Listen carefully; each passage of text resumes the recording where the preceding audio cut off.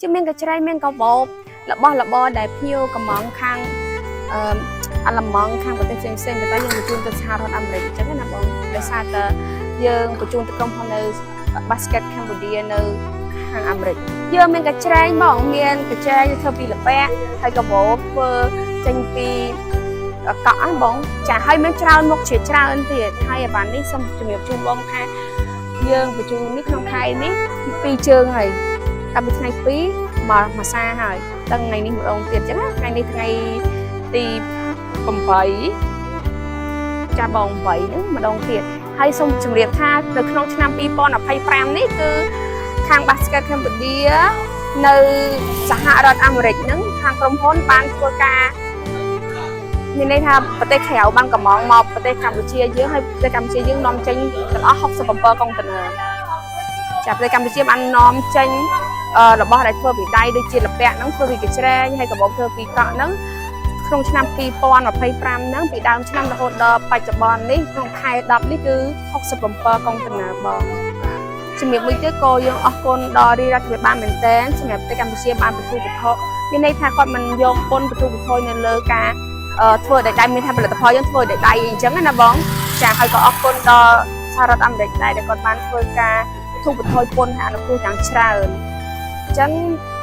ណាមួយចេះផងបងដោយសារតែមកមើលឃើញសកម្មភាពចាក់ស្ដែងហើយប្រជាជនយើងបានសហការគ្នាហើយពួកយើងបានរួបរวมគ្នាដើម្បីជួយ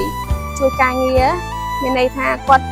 ផលិតផលយើងធ្វើពីដៃអញ្ចឹងរបស់ខ្លះដូចឥឡូវធ្វើអត់តាន់ទេបងមានថាយើងធ្វើទទួលកំងពីស្រុកក្រៅអត់តាន់ទេធ្វើឲ្យគាត់អត់តាន់ដោយសារតែរបស់ហ្នឹងជារបស់ធម្មជាតិមិនដឹងស្រាប់អីអញ្ចឹងយើងធ្វើដោយបរិមាណតាមអ្វីដែលយើងអាចប្រមូលបានពីប្រជាជនដើម្បីឲ្យគាត់ធ្វើតាមកម្លាំងរបស់យើងធ្វើដោយដៃជាក់ស្ដែងហើយយើងផ្ដោតលើគុណភាពរបស់ផលយើងហ៎បងទាំងកញ្ច្រែងទាំងកាបូបអីគឺផ្ដោតលើគុណភាពទាំងអស់ដោយសារតែមួយរយៈនេះយើងបានឃើញហើយដោយសារតែ